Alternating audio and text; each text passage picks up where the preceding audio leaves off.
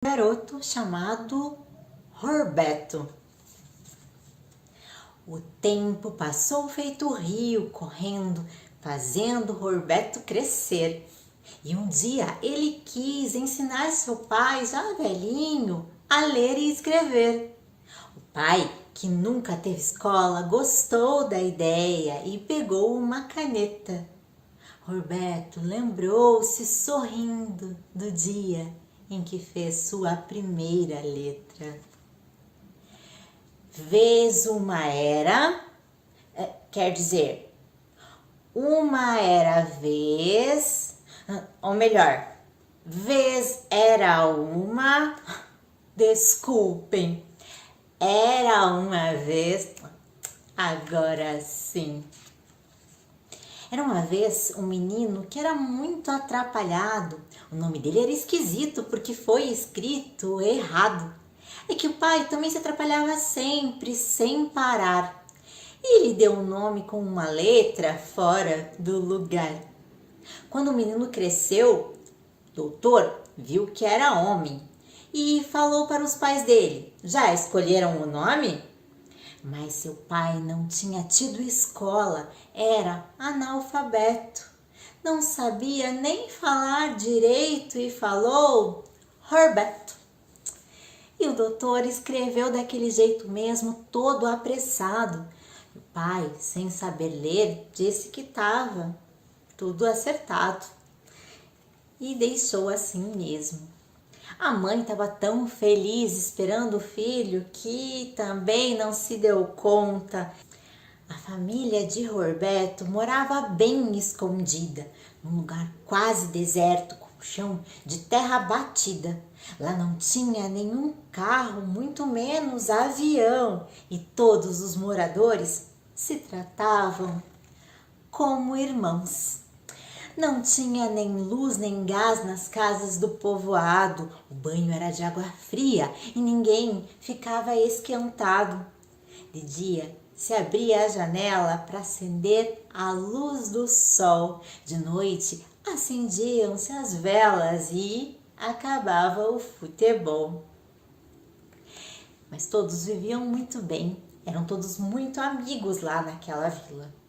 E numa brincadeira e outra também tinha, na casa do bebê Roberto, morava um cão vira-lata, que parecia até gente, criança de 4 patas. Filé era inteligente, sabia andar sem coleira, pescava sozinho no rio, subia em jabuticabeira. E a vila era muito tranquila e todos acordavam com o galo cantando, já levantavam dançando e assim seguiam a vida. O rio ia sempre passando sem nunca parar um segundo e o tempo, imitando o rio, passou também para todo mundo. E assim foi crescendo Roberto ao lado de seus bons amigos. Tempo, o cachorro, as pessoas, as árvores e o rio antigo. Roberto ainda era pequeno, mas já caminhava e corria.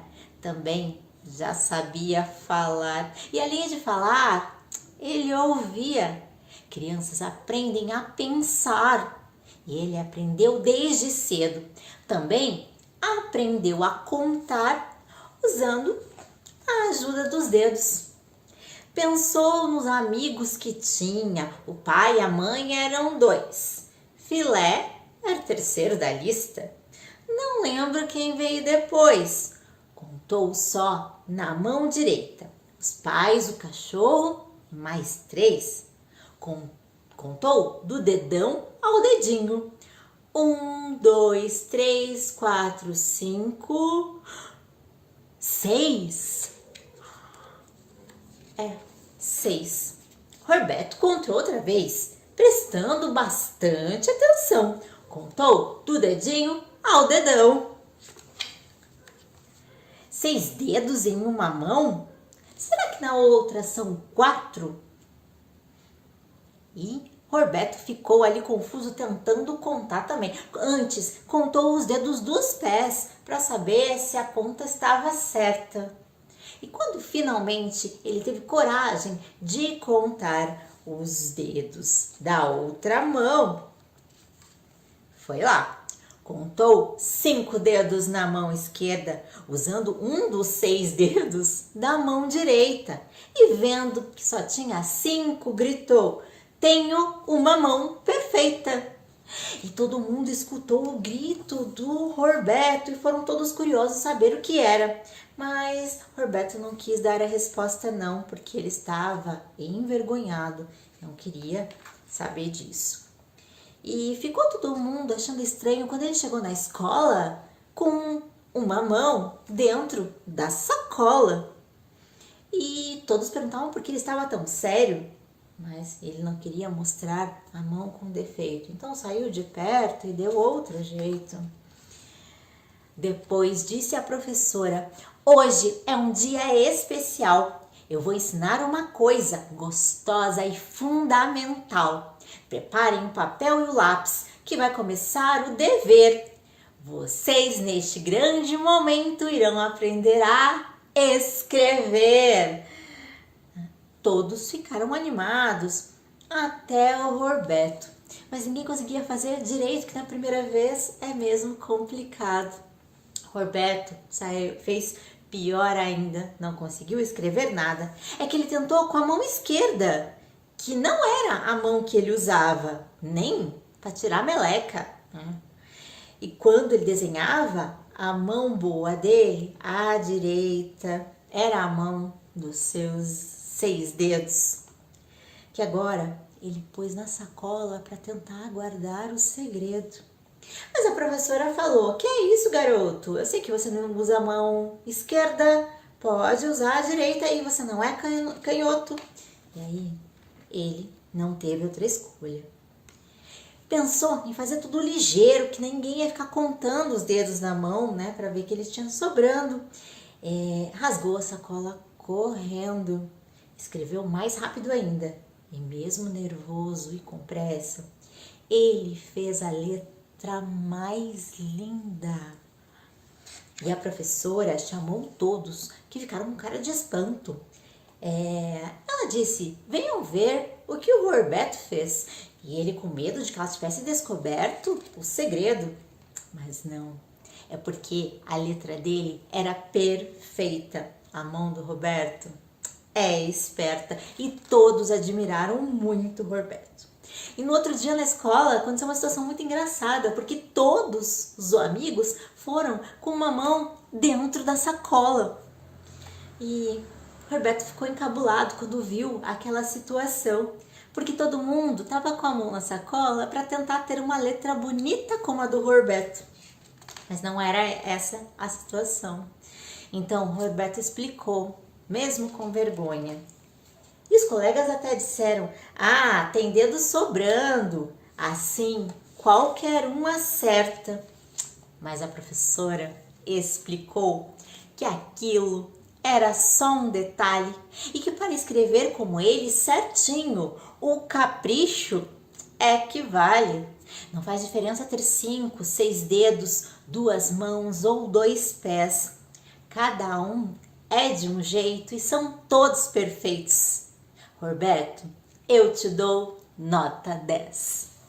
E a turma correu para o Roberto, querendo apertar sua mão novamente, querendo lhe dar parabéns pelo 10, nem ligando para a mão diferente.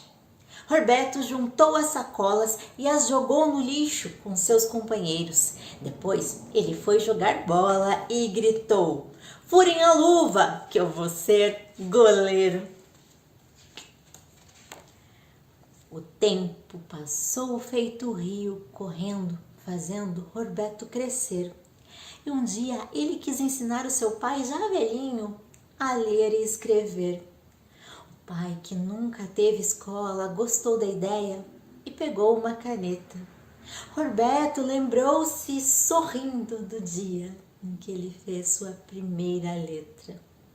O pai de Roberto, que era analfabeto, agora deixava de ser.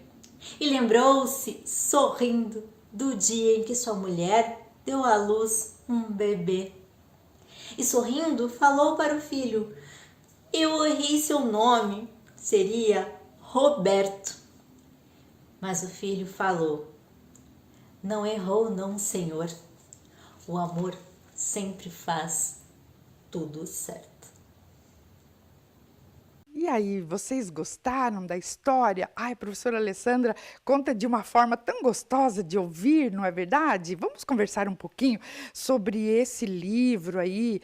Vocês viram, não é, que o Roberto, ele nasceu, ele cresceu, ele aprendeu a andar, a falar, a contar, não é? Vocês viram? Ele fala um pouquinho da vida dele, não é? E quando ele, o Roberto, não é? Ele aprendeu a contar usando os dedos da mão. Ele descobriu o que mesmo, gente? Vocês viram, escutaram bem na historinha? Ele descobriu que a sua mão direita tinha 6 dedos. Vocês já pensaram nisso?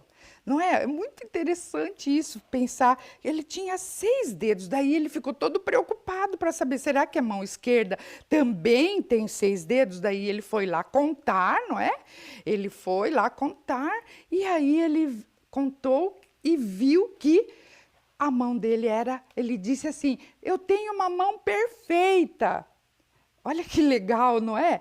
E aí eu fiquei pensando, né, no seguinte, eu queria conversar com vocês um pouquinho sobre isso, não é? O que será que o Roberto tinha? Vamos conversar um pouquinho sobre essa história?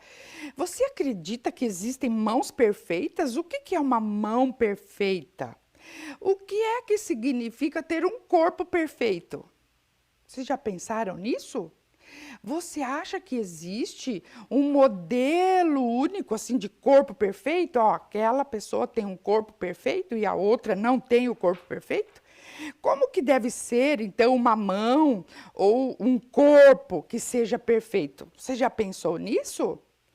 Então, converse ali um pouquinho com as pessoas que estão ali com você, da sua família, sobre esse detalhe, não é? De ter um corpo perfeito, mão perfeita, um pé perfeito, tá? Vou te dar um tempinho aqui para você conversar ali com uma pessoa da sua família, tá? Eu já volto. Imagina seu fotolivro protegido, em uma box linda e estilosa, e feita sob medida Para você conversar ali com uma pessoa da sua família, tá? Eu já volto.